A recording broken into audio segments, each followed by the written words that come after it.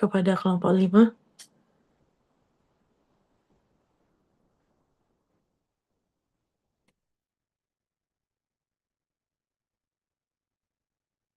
Baik, izin moderator bisa di share screen terlebih dahulu untuk yang mapping case reportnya. Oh, oke. Ya,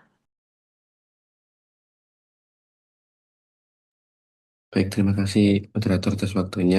Izin saya perwakilan dari kelompok 5, Muhammad Farada dengan NIM 22301101096. Di sini saya ingin mempresentasikan mengenai mapping case report pada atlet badminton yang mengalami cedera pada tulang bagian lateral ankle sprain-nya. Oke, dari sini kita ketahui dari mapping kasus terlebih dahulu ada atlet badminton yang mengalami eh, jatuh saat melakukan latihan badminton dan akhirnya ketika pemeriksaan fisik didapatkan berjalan pincang dan memegangi pergelangan pada kaki kanan. Juga ada nyeri. Lalu untuk tata laksana awal pada atlet badminton ini itu pertama kita lakukan rest terlebih dahulu. Lalu yang kedua ada krioterapi pada pergelangan di bagian kaki kanan. Ketika tata laksana awal sudah diberikan, eh, lalu kita boleh ajukan untuk pemeriksaan penunjang pasca pertandingan, bisa dilakukan MRI pada pergelangan kaki yang sebelah kanan. Untuk working diagnosis case report ini itu adalah lateral ankle sprain. Untuk laporan lainnya itu biasanya kita temukan pasca pertandingan. Kemudian perkiraan waktu untuk sembuhnya pada lateral ankle sprain ini kurang lebih butuh sekitar 3 sampai 4 minggu. Bisa ke atas. Untuk mapping patofisiologi pada lateral ankle sprain ini, eh, kita temukan tadi atlet badminton terjadi langkah lateral mundur atau lateral backward step, kemudian mendarat dengan forefoot landing dan mengalami ankle joint yang eversi 2 derajat. Lalu fluktuasi sekitar 20 derajat dalam 0,08 detik pertama. Kemudian ketika terjadi fluktuasi, terjadi juga inversi maksimal 114 derajat dan rotasi maksimal 69 derajat dalam 0,24 dan 0,20 detik. Lalu dorsifleksi maksimal 53 derajat pada 0,20 detik setelah foot strike. Kemudian eh, akan terjadi peak inversion angular velocity atau kecepatan puncak sudut inversi kurang lebih sebesar 1262 derajat per detik. Ini sesuai dengan kasus case report dan 19 kasus yang dilaporkan pada lateral ankle sprain. Kemudian kasus ini akan terjadi kecepatan yang mendadak menyebabkan excessive stress ligamen dan kolagen fibers pada ligamen yang mengalami ruptur. Kemudian terjadilah lateral ankle sprain ke atas. Lateral ankle sprain ini menyebabkan kerusakan pada mekanoreseptor pada otot yang di sekitar ankle joint yang menyebabkan atlet ini jatuh. Kemudian juga eh, dari lateral ankle sprain ini menyebabkan peningkatan sitokin inflamasi pada area yang mengalami damage yang menyebabkan peningkatan permeabilitas kapiler dan vasodilatasi. Lalu aktivasi inersi reseptor karena adanya trauma dan inflamatory faktor. Kemudian ada nyeri akibat cedera dan saat menahan tubuh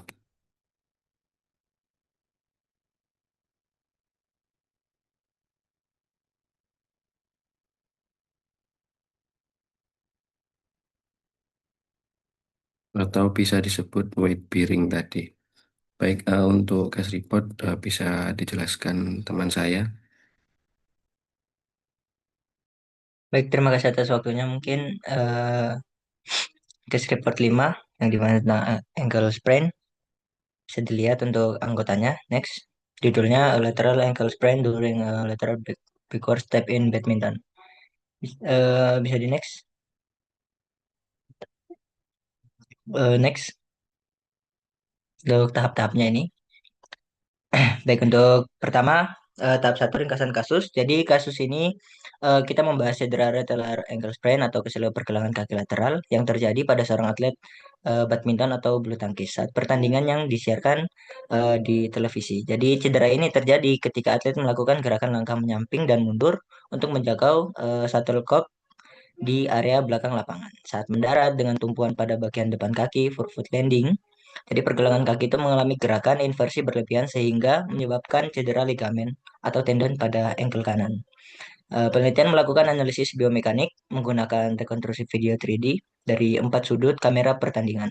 Hasil analisis menunjukkan bahwa mekanisme cedera ditandai oleh yang pertama, posisi ankle dalam keadaan plantar fleksi dan rotasi internal saat kontak awal kaki, diikuti peningkatan gerak cepat gerakan inversi dan hingga mencapai inversi maksimum sebesar 114 114 derajat. Jadi cedera ini itu menunjukkan bahwa kombinasi gerakan lateral backward step dengan pendaratan forefoot dapat meningkatkan risiko ankle sprain pada pemain bulu tangkis. Bisa di next. Baik, selanjutnya tahap 2 ada anamnesis yang dimana bisa dilihat pada gambar ini pada sisi luar pergelangan kaki terdapat 3 ligamen utama yang berfungsi sebagai penstabil eh, Jadi yang paling penting itu dan paling sering cedera adalah biasa di namanya itu anterior talofibular ligament atau ATFL. Bisa dilihat pada eh, yang ini anterior talofibular ligament. Yang letaknya itu bisa dilihat pada gambar yang letaknya itu paling depan dan dia ini yang paling lemah. Jadi eh, paling sering paling apa ya paling sering mengalami cedera. Untuk ligamen kedua adalah calcaneofibular ligament atau CFL yang menghubungkan tulang betis ke tulang tumit. Terus yang selanjutnya ada posterior talofibular ligament atau PTFL yang letaknya paling belakang dan paling kuat. Nah, pada kasus ini pemain bulu tangkis mekanisme cedera yang terjadi ketika atletnya itu mendarat dengan ujung kaki dalam posisi plantar fleksi, lalu pergelangan kakinya kan terpelintir ke dalam kan dia lompat terpelintir ke dalam. Jadi gerakan ini yang menyebabkan ATFL dan CFL yang tadi itu terekam sangat cepat dan berlebihan. Makanya terjadi cedera pada atlet badminton ini. Bisa di next. Untuk fisiologinya sendiri, jadi secara fisiologis ankle itu berfungsi sebagai penopang berat badan. Juga bisa sebagai penjaga keseimbangan dan pengontrol gerakan saat berjalan maupun berolahraga. Nah, stabilitas atau stabilisasi ankle ini dibagi menjadi dua, ada stabilitas statis dan stabilitas dinamis yang dimana stabilitas statis itu dibentuk oleh tulang, kapsul sendi dan ligamen-ligamen yang berfungsi untuk mencegah gerakan berlebih. Sedangkan stabilitas dinamis sendiri itu dibentuk oleh otot, tendon dan sistem neuromuskuler yang dimana berfungsi mengontrol gerakan ankle secara aktif. Jadi pada ankle sprain, propriocepsi itu terganggu sehingga risiko cedera berulangnya meningkat ya, seperti pada kasus yang sudah dibahas ini. Bi Terus bisa di next selanjutnya untuk patofisiologinya sendiri.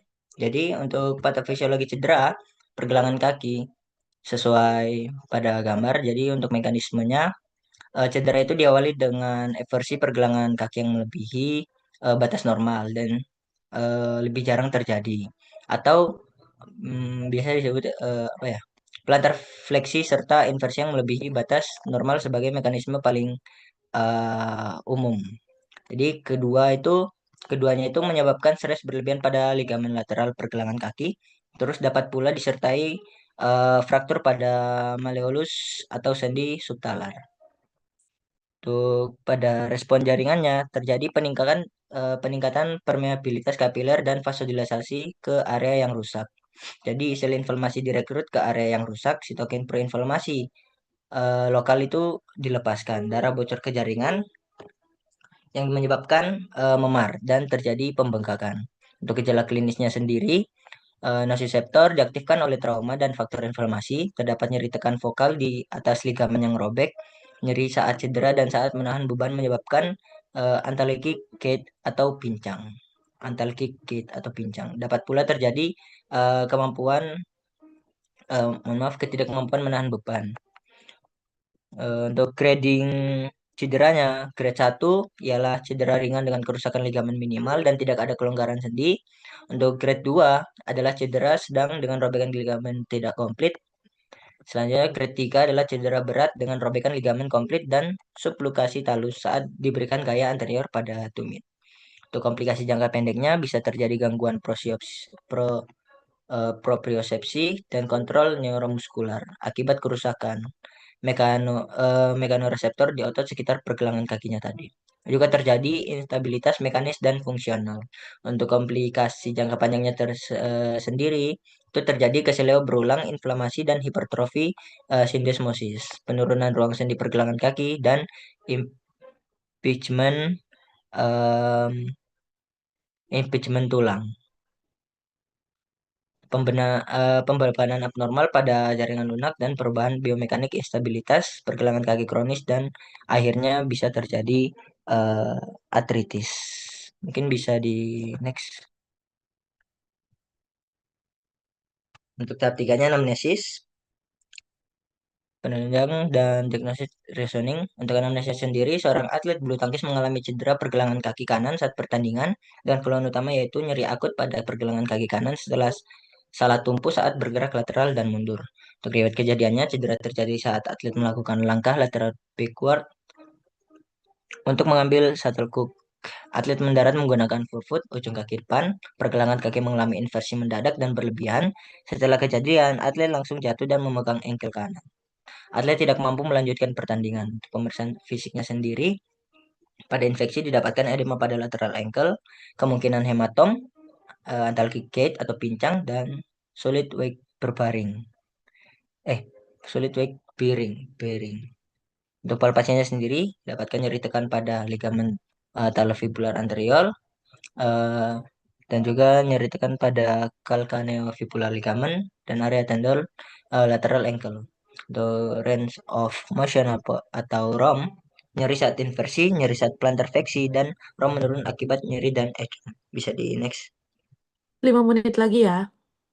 Pemeriksaan penunjang bisa menggunakan MRI menunjukkan adanya robekan tendon pada ankle kanan. Untuk analisis biomekanik video 3D saat foot strike, ankle 2 derajat eversi, 33 derajat plantar fleksi, dan 18 derajat internal rotation. Mungkin untuk kesimpulannya sendiri, forefoot landing, posisi ankle dalam keadaan plantar fleksi dan internal rotation, kemudian diikuti gerakan inversi yang sangat cepat dan berlebihan. Untuk diagnostik reasoningnya, mekanisme cedera inversi saat forefoot landing, gerakan plantar fleksi dan internal rotation, MRI-nya tadi menunjukkan robekan tendon dan analisis biomekanik yang menunjukkan inversi ekstrim dan rotasi internal cepat. Untuk headache-nya sendiri, akut lateral ankle sprain pada ankle dextra. Bisa di next. Tata laksana sendiri, bisa atlet dihentikan dari pertandingan, dilakukan pemeriksaan dokter, dan diberi krioterapi segera setelah cedera. Eh, Bisa diberi taping, benefit memberikan stabilitas mekanik, membatasi inversi berlebihan, membantu pencegahan cedera ulang, dan neuromuscular training benefit memperbaiki kontrol gerak ankle, menurunkan risiko ankle sprain berulang, dan membantu stabilitas saat forefoot landing. Bisa di next. Tata laksana risk benefit justifikasi. Untuk Selanjutnya krioterapi karena engkel mengalami trauma akut dengan mekanisme inversi cepat dan terdapat kemungkinan inflamasi dan pembekalan jaringan lunak. Selanjutnya untuk neuromuscular training, mekanisme terjadi saat kontrol engkel menurun pada forward landing dan latihan neuromuskular dapat meningkatkan stabilitas pencegahan cedera berulang dan kontrol sendi engkel saat gerakan lateral dan backward step. Tapping tadi juga itu karena analisis biomekanik menunjukkan inversi berlebihan sebagai mekanisme utama cedera. Jadi di tapping agar tidak inversi berlebihan. Bisa di next. Nah, outcome komplikasi dan follow up. Atlet yang mengalami cedera ini didiagnosis menderita robekan tendon atau ligamen setelah menjalani pemeriksaan MRI.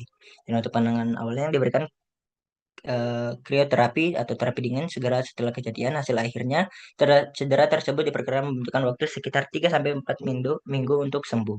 Follow up-nya rehabilitasi neuromuskular untuk meningkatkan kontrol dan stabilisasi ankle dan fokus pencegahan pada stabilisasi ankle saat forefoot landing serta gerakan lateral dan backward step. Untuk komplikasinya sendiri, keseluruhan pergelangan kaki lateral dapat menyebabkan komplikasi jangka pendek maupun jangka panjang antara lain kelakukan anggota gerak bawah dan penurunan kekuatan otot invertor dan effertor.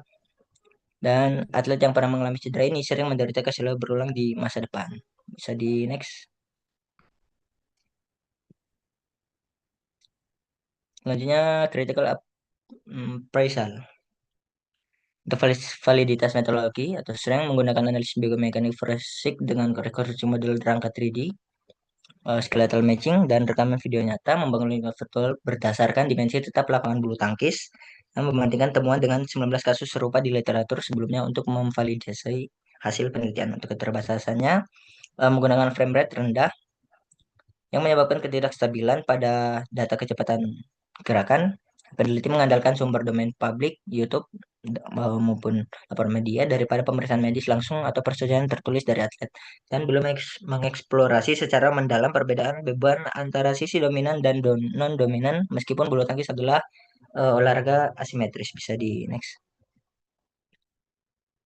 Selanjutnya, refleksi dan aplikasi dokter umum. Kasus ini menunjukkan bahwa lateral ankle sprain pada atlet badminton dapat terjadi akibat mekanisme sederhana berupa forefoot landing dan gerakan inversi dan rotasi internal yang cepat. Jadi, cedera dapat tampak seperti keselio biasa, tetapi sebenarnya dapat disertai robekan ligamen atau tendon. Aplikasi ke dokter umum mengenali mekanisme cedera ankle inversion sebagai tanda kemungkinan lateral ankle sprain, menilai kemampuan weight bearing dan fungsi berjalan setelah cedera, melakukan penanganan awal segera seperti penghentian aktivitas dan krioterapi, mempertimbangkan pemeriksaan lanjutan bila terdapat nyeri berat, instabilitas, atau gangguan fungsi. Bisa di next. Take home message and pertanyaan untuk diskusi. Take home message, lateral ankle sprain pada badminton sering terjadi saat forward landing dengan gerakan inversi dan internal rotation yang cepat. Untuk mekanisme cedera penting dikenali karena ankle sprain yang tampak ringan dapat disertai ligamen atau tendon. Terus pencegahan cedera berulang penting dilakukan melalui latihan neuromuskular, kontrol stabilisasi ankle, serta penggunaan tapping atau ankle press. Kemudian analisis biomekanik video dapat membantu memahami mekanisme cedera olahraga secara detail dan mendukung strategi pencegahannya. Mungkin bisa di next. Ini untuk referensinya bisa dilihat. Mungkin saya kembalikan ke moderator. Terima kasih atas waktunya. Baik, terima kasih pada kelompok 5. Mungkin selanjutnya dari teman-teman apakah ada yang ingin ditanyakan? Silakan untuk bertanya ya.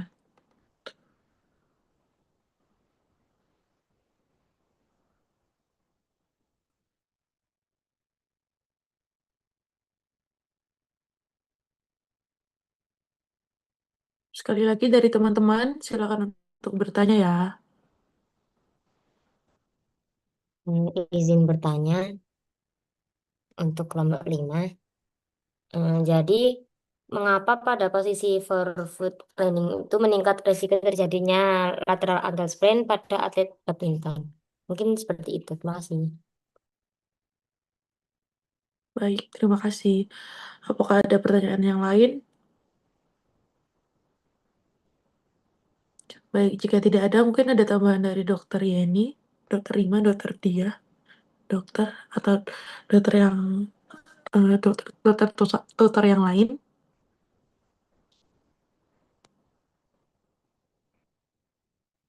Sprint ya, sprint ini apa nama awamnya sprain deh? Ada yang tahu? Keseliur. Iya, selain kasus yang banyak ya, dan bisa terjadi di semua orang gitu ya. Jadi kalau sebagai dokter umum, apa yang harus kita lakukan terkait ini? Ini sprain ankle ini level kompetensinya 4A, jadi kompetensi penuh. Jadi kamu diharapkan bisa menangani gitu. Nah, namun ada hal yang harus eh, kita perhatikan gitu ya, bahwa ternyata walaupun sprain itu nggak boleh ngawur juga gitu. Karena ini sprain gitu ya, nanti rest gitu ya, nanti dia akan. Nah, ada beberapa yang harus kita perhatikan, yang kita cermati dalam kondisi mendiagnosa sprain ini, tentunya klinis gitu ya, sama-sama habis cedera gitu ya, cedera kemudian ada bengkak ya, akut gitu ya. Bagaimana bisa kita yakin kalau ini sprain? Nah, tentunya selain karena dia sama-sama bengkak, ada kalanya kalau kita nggak yakin, memang harus naik kepada diagnosa penunjang gitu ya, foto jangan lupa. Foto itu nggak mendiagnosa sprainnya sendiri, tapi sebenarnya adalah untuk membantu kita mengeksekusi apakah memang ada cedera lain terkait dengan misalkan fraktur gitu ya, yang bisa nggak cedera soft tissue bersamaan dengan fraktur, ya bisa sekali gitu. Sehingga eh di dipastikan dulu aman nggak itu dari fraktur. Kalau ternyata nggak ada garis fraktur, nggak ada dislokasi, dislokasi juga bisa, nggak cuma sprain aja, tapi sampai dislokasi. Karena sangat berbeda ya. Dislokasi itu adalah kondisi emergensi di bidang ortopedi dan itu harus direposisi anatomical. Dan itu sesegera mungkin agar reposisinya juga lebih mudah untuk SPOT dan pasien juga tidak dalam kondisi kesakitan yang berkepanjangan.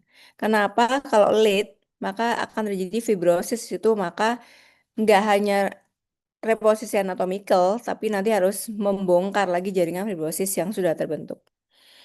Jadi pastikan dulu nggak ada fraktur, nggak ada dislokasi gitu ya. Memang murni adalah soft tissue injury gitu, maka boleh kemudian dengan tata laksana yang standar untuk sprain. Pastikan juga prinsip RICE gitu ya, resizing ya, compression, elevation itu juga sudah kalian kuasai. Karena RICE ini sebenarnya bukan kompetensi dokter, tapi kompetensi semua orang gitu. Karena ini bisa juga dilatihkan dalam konteks institusi pendidikan di sekolah-sekolah gitu kan ya, penanganan cedera awal gitu ya, itu dilatihkan. Jadi jangan sampai kita yang tenaga kesehatan ini malah nggak bisa menangani dengan baik.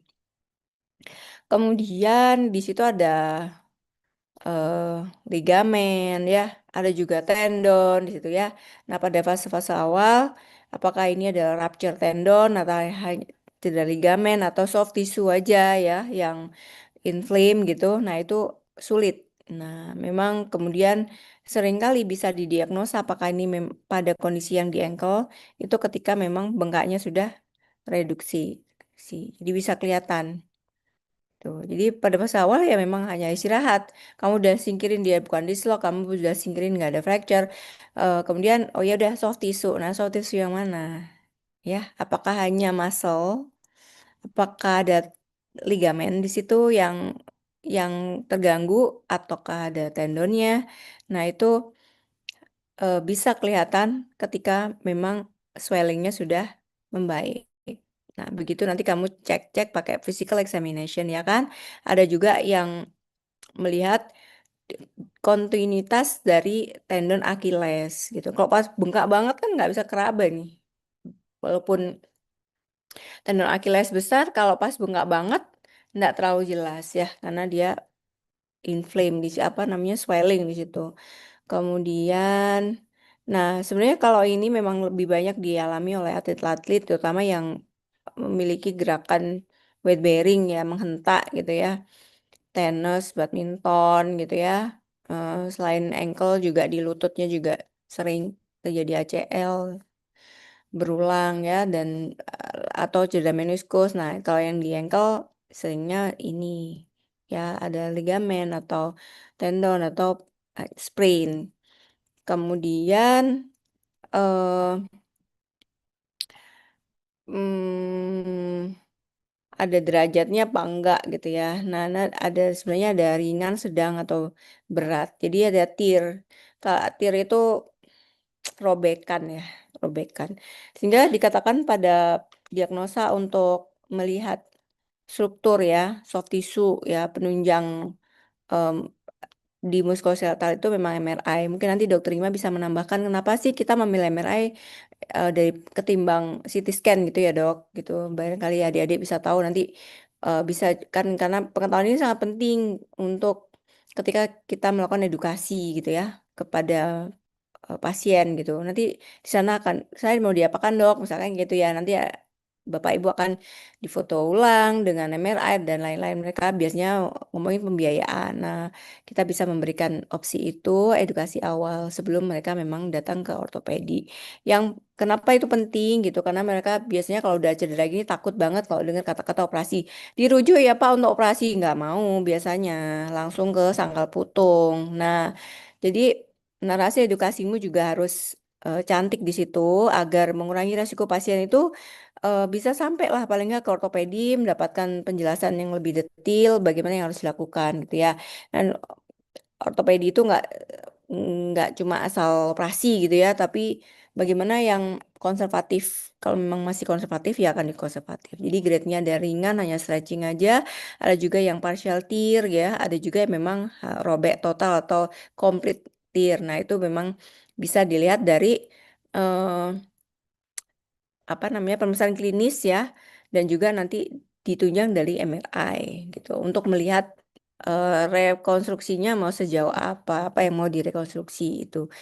Kalau dari dokter umum ketika dia sudah swellingnya udah membaik maka kamu bisa menggunakan anterior drawer test gitu ya, talar tilt dan lain sebagainya. Ada di physical examination khusus daerah ankle itu harus tahu ya karena itu juga muncul soalnya ya pada osteoCoMPPD. Osteocompre juga bisa gitu ya. Kemudian sebagai dokter umum X-ray ini jadi perlu nggak ya? X-ray itu ya itu tadi ya untuk menyingkirkan ya apakah ada dislokasi, apakah ada fracture ya itu. Terus tujuannya adalah per exclusionum untuk frakturnya sendiri. Kemudian rice-nya sudah ya tadi ya. Terus boleh pakai brace apa enggak. Nah, ini untuk stabilisasi sebenarnya ya. Stabilisasinya boleh kalau memang dalam kondisi kemudian kita rujuk gitu ya karena untuk diagnosa lebih detail gitu atau ragu-ragu nih sebenarnya hanya sprain atau enggak gitu ya. Nah, itu boleh pada fase awal boleh kamu imobilisasi gitu ya. Nah, kalau imobilisasi yang kita ajarkan itu memang pakai bidai ya, pakai bidai. Ada kalanya nanti kalau sudah di aspek klinis gitu, pasien nggak mau pakai bidai gitu ya, ribet gitu ya, gampang copot. Nah, memang sekarang sudah ada yang splint yang instan gitu ya, dia apa namanya kayak brace gitu. Nah, tentunya lebih mahal. Nah, jika nanti fasilitas kesehatan kita support dengan itu, orangnya juga mampu secara finansial ya itu juga nggak ada masalah. Asal prinsipnya jelas, imobilisasi, ya kan? Target kita dalam melakukan imobilisasi itu gimana? Ya imobilisasi, nggak boleh bergerak gitu, itu aja. Jadi menggunakan alat atau tools apapun sebenarnya kan boleh gitu ya. Tapi memang untuk kompetensi dokter umum yang diajarkan adalah imobilisasi yang klasikal yang menggunakan bidai-bidai itu. Tuh. Kemudian hmm, sama seperti cedera pada genu ya, artikulasi genu, ankle ini juga bisa terjadi chronic instability gitu ya. Karena ya itu tidak partial tear atau neglected gitu ya. Udahlah nggak apa-apa, nggak bengkak, masih bisa jalan lain-lain walaupun kadang suka uh, kesleo gitu ya. Nah, ini hal-hal yang instabilitas ini kalau memang sudah kronik maka ada resiko lain ya, yaitu adanya early degeneratif pada persendian itu yang tidak diharapkan sebenarnya. Namun kalau restnya sama pada fase awal cederanya oke dan tirnya juga tidak berat gitu ya, maka ini dikatakan bisa sembuh eh ya seperti semula gitu ya, walaupun secara struktur itunya akan sulit gitu ya, tergantung berapa persen tirnya itu. Nah itu. Ada yang juga yang harus rekonstruksi total di situ ya. Nanti ada kasus-kasus jatuh dari ketinggian tuh pernah kemudian sampai balik gitu ya, ankle-nya tuh kebalik gitu.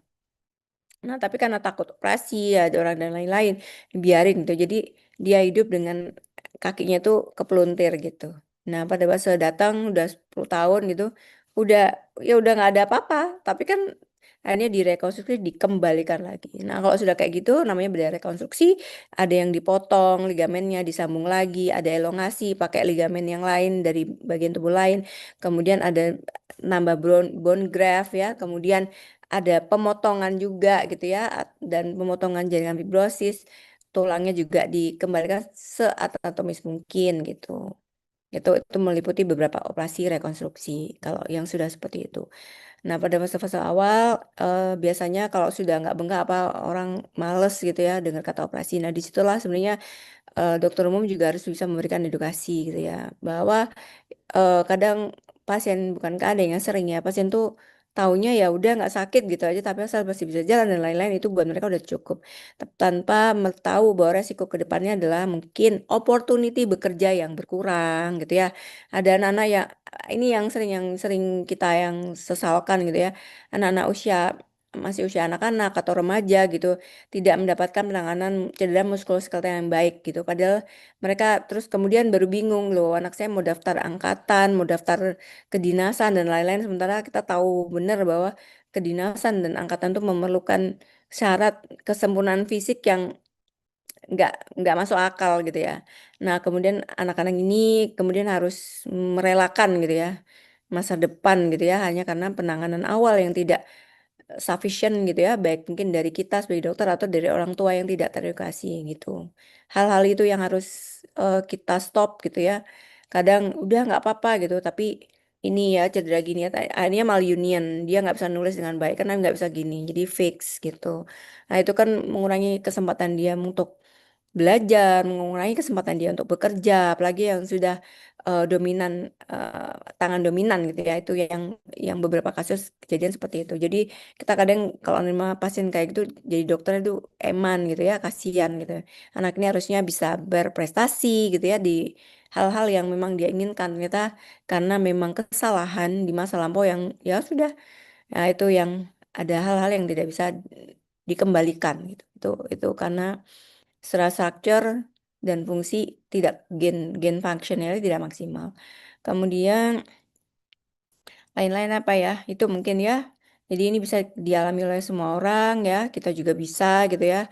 Nggak hati-hati turun tangga ya bisa juga ya sprain gitu ya. Nah itu pastikan RISE prinsip juga udah tahu bagaimana. Oh, ada pertanyaan menarik yang mungkin ini juga basic ya. Kalau misalkan RISE itu nggak boleh pakai S langsung ya. Karena S itu akan menyebabkan vasokonstriksi pada pembuluh darah ya perifer di kulit terutama yang itu adalah salah satu eh, predisposisi gitu ya. Kalau dia kontak lama itu bisa menyebabkan kerusakan jaringan yang setara dengan luka bakar gitu ya. Nah, luka bakar itu kan jadi istilahnya adalah thermal injury. Thermal injury itu kan injury thermal karena dia suhunya terlalu tinggi atau juga terlalu rendah gitu. Ada kayak semacam frostbite, ada sunburn atau apa namanya heat stroke kayak gitu-gitu kan itu karena thermal yang sangat ekstrim gitu. Nah, pada kasus-kasus seperti ini juga kita tidak boleh melakukan prinsip icing dengan es yang langsung ditempel pada permukaan kulit. Jadi harus ada dressing atau ditaruh di kain dulu gitu ya atau apapun yang bisa menghambat suhu itu yang secara ekstrim es gitu ya langsung menempel di permukaan.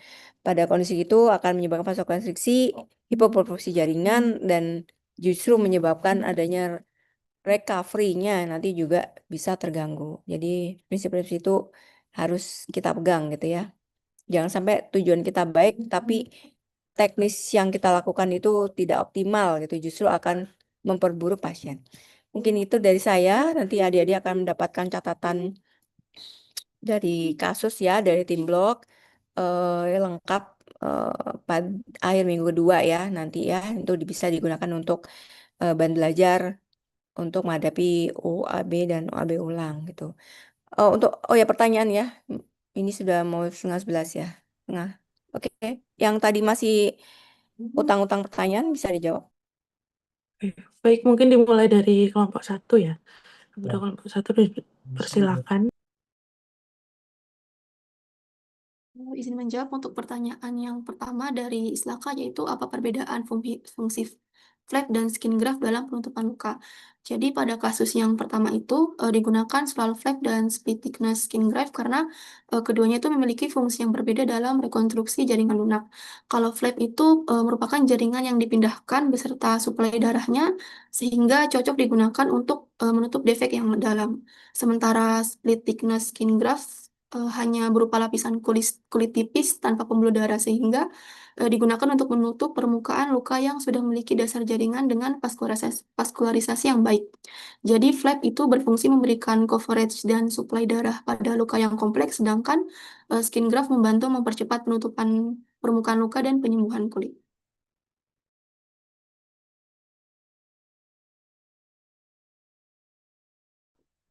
Baik, izin melanjutkan pertanyaan dari Dr. Yeni dan juga Dr. Rima. Sebelumnya saya mohon izin join dua device dokter karena ada trouble di laptop saya. Untuk pertanyaan yang pertama, perbedaan fraktur tertutup dan juga terbuka meliputi respon awal dan juga konsekuensinya. Pada fraktur tertutup dan juga terbuka, tentunya kita dapat melakukan pemeriksaan fisik yang meliputi look, feel, and move. Di mana pada fraktur terbuka, pada look atau inspeksinya, itu kita dapat menemukan luka terbuka secara langsung yang biasanya juga tampak fragmen tulangnya. Tentunya juga disertai deformitas. Sedangkan pada fraktur tertutup, kita tidak bisa menemukan luka itu secara langsung, namun biasanya terdapat tanda-tanda hematoma atau memar, atau juga bisa disertai edema. Tentunya ada deformitas, namun pada fraktur tertutup ini kita tidak dapat melihat fraktur itu secara langsung. Kemudian pada feel, pada keduanya, fraktur terbuka ataupun tertutup, pasien tentunya sama-sama merasakan nyeri. Namun pada fraktur tertutup, biasanya sensorisnya itu terjadi parestesia atau mati rasa. Sedangkan pada motorisnya, biasanya pasien masih bisa menggerakkan jari atau pergelangan tangan.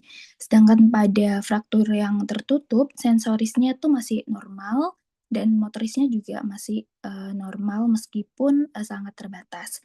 Kemudian pada move-nya, untuk fraktur terbuka sendiri, biasanya range of move-nya sangat terbatas karena pasien merasakan nyeri. Selain fraktur itu juga, pasien juga merasakan nyeri dari lukanya.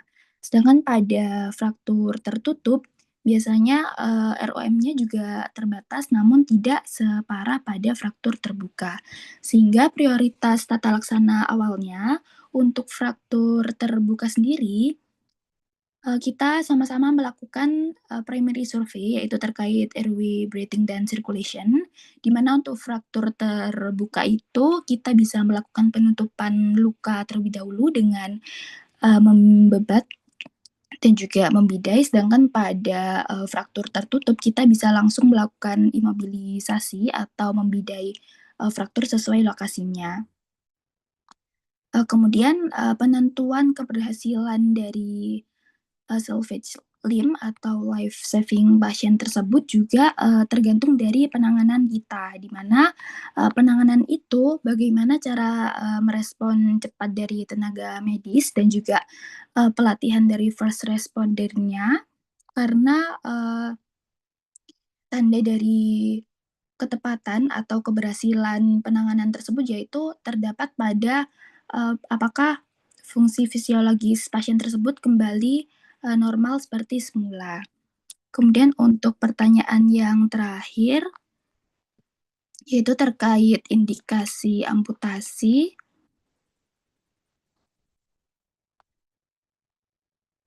Untuk indikasi amputasi sendiri itu biasanya menggunakan 4D, di mana